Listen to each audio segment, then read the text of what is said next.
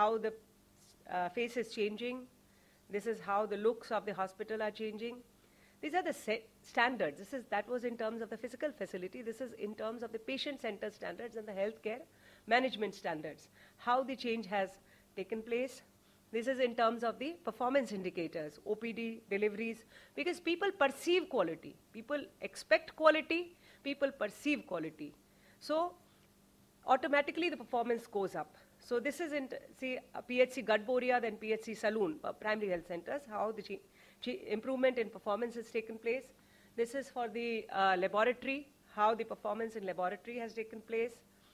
So this was about the quality initiative. Now I will come to another initiative, much talked about, you may be well aware, the Chiranjeevi Yojana.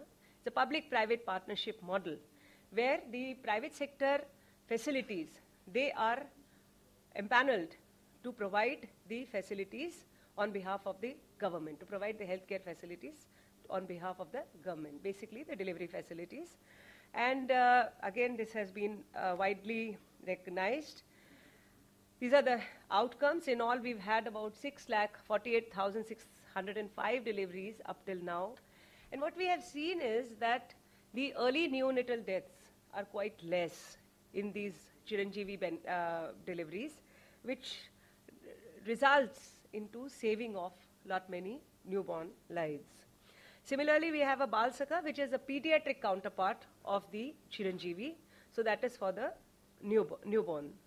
And these are the outcomes of the Bal Sakha Yojana, where we have been able to save a large number of neonates. Our emergency transport system is again an innovation in itself in terms of its performance standards, in terms of the way the thing has been implemented in the state. 99% calls are answered in 2 rings. 1/3 of the facility, 1/3 of the cases that they handle are pregnancy cases, and the satisfaction in terms of the service delivery is so high that people think that this is a great boon to them, that they have these services.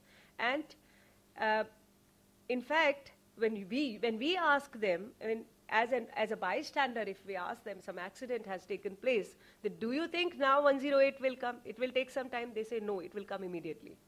So this is the way the satisfaction has been delivered through this scheme.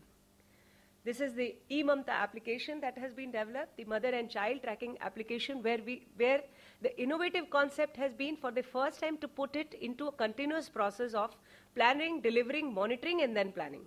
So it's a continuous process that goes on, where not only you're building a database. See, mother and child tracking database, it's a very simple thing to do. You put a database, and that database is in place, and you have a tracking database. What more is this innovation about is that it processes that data to give you work plans, to give you the schedule for the next month. That this is my schedule for the next month, these are the individuals who have to be given the services next month, and then the system also sends alerts to them. The system sends them messages, the system also gives the messages to the service providers that these are the services and these are the beneficiaries that are due for those services, and then when these are entered, the reporting is done. So it's a complete system in itself. It has again a 4-stage system: district family health survey, followed by mother and child registration, then work plans, and then alerts and evaluation of performance, and then again leading to planning. So the progress that has been done, we already have almost 80% of the state's population in the database, which covers their disease status, which covers their family status, age, and other family planning indicators that we normally use in the district family health survey, their MCH status. All this database that we have been able to create, already 10.8 lakh pregnant women have got tracking services, and more than 14 lakh children, they have been registered into the services. This process is on. These are the various features, as I spoke to you, that we are basically concentrating on the work plans, on the SMS alerts, on the alerts to the service providers. There is a unique identification number, which is also compatible with the UID. So once the UID comes, it will get linked to that. There is no duplication. We have provided facility for migration It is converged with health programs, nutrition programs, disease, and it has been developed in such a way that it is compatible to a total life cycle approach. Also, there is a database of the service providers, and it acts as a communication platform between the service providers themselves. So if a service provider has to pass on the message to another service provider, this can be done through this facility. These are some of the value-added features where we can give immunization records, growth charts of individual babies, HB charts, dashboard. Then we have a program, another an innovative program is the school health program.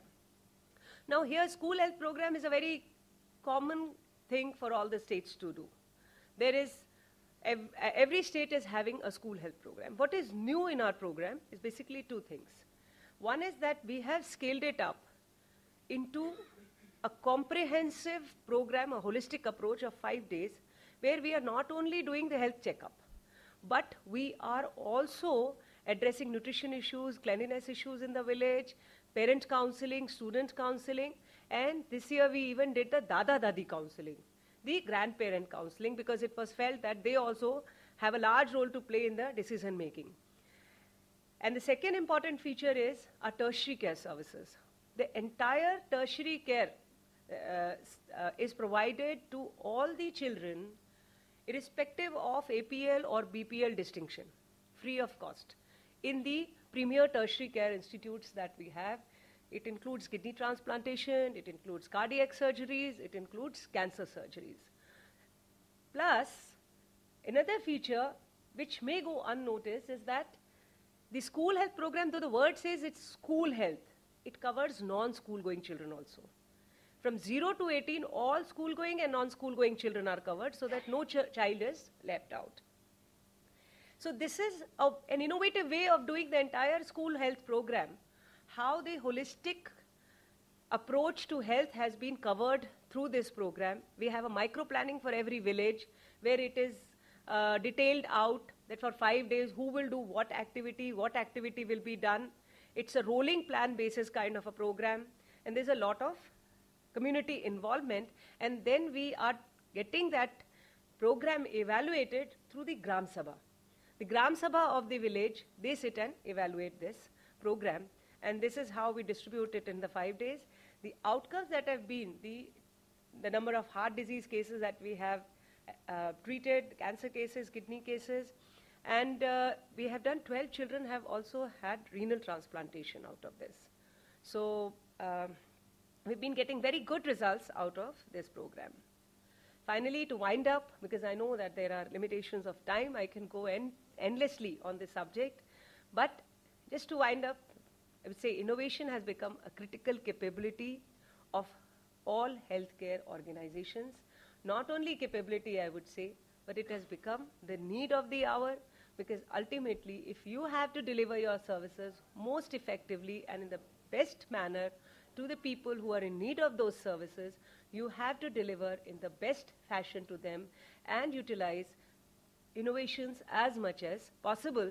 And the ability of an organization to use innovations, to develop innovations and to use these innovations to not only its own advantage, but to the advantage of its target clients, that determines the success of an organization. Thank you very much for a very patient listening.